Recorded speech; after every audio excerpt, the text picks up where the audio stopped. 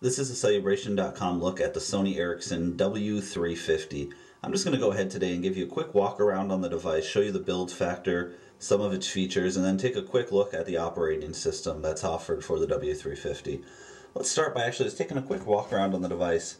First, over here to the left, you see the Sony Walkman button. Push that, it's going to bring me into my media player. This is a pretty standard feature on most Walkman devices. Looking down a little further, we do see our Sony Ericsson proprietary port.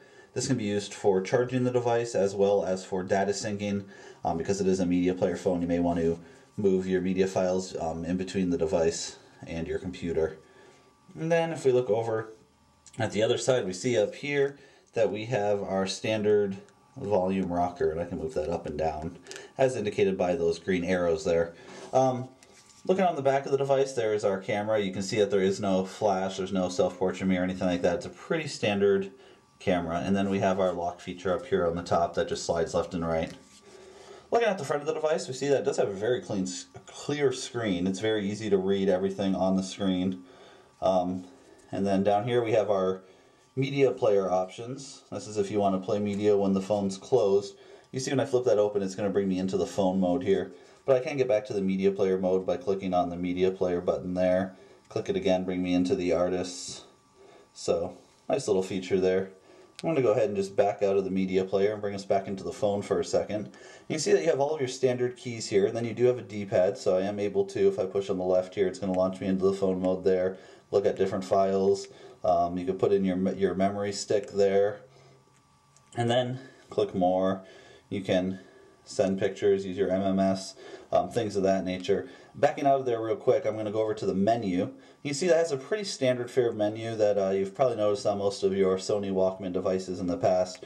Check my email, do some messaging, MMS, SMS, things of that nature. Look at recent calls. You can download music from AT&T's music store. You can go to the AT&T mall, look for apps, MediaNet, the My Stuff, address book, your entertainment, which is going to include like your games and your media files. Change the settings on the device, your organizer, and then your camera. And that's actually how you launch the cameras, by going into this mode. And if I go ahead and push that, you can see there is the camera mode. So, like I said, pretty standard fare for a Sony Ericsson type of device. Overall, I really like the build factor on it. It has great call reception. It is an AT&T device, as it is branded here. It's a quad-band GSM device, so if you did get it unlocked, you would be able to use it pretty much worldwide. And then one of the only problems I have with this device is it's kind of a flimsy flip here, and if that flip broke, you would lose those outside controls. And yes, you can control the media player by going into the device, or of course, there's an FM radio on this thing as well, or by clicking here and clicking on song. You can hear it's really loud. It does have a nice speaker. It's located down here at the bottom. Go ahead and stop that. So, overall, not a bad little device. It's very lightweight, very compact. You can see it's a very skinny unit. It's actually very well priced through AT&T, so be sure you check that out as well. We also have the full specs and a full written review up at Celebration.com.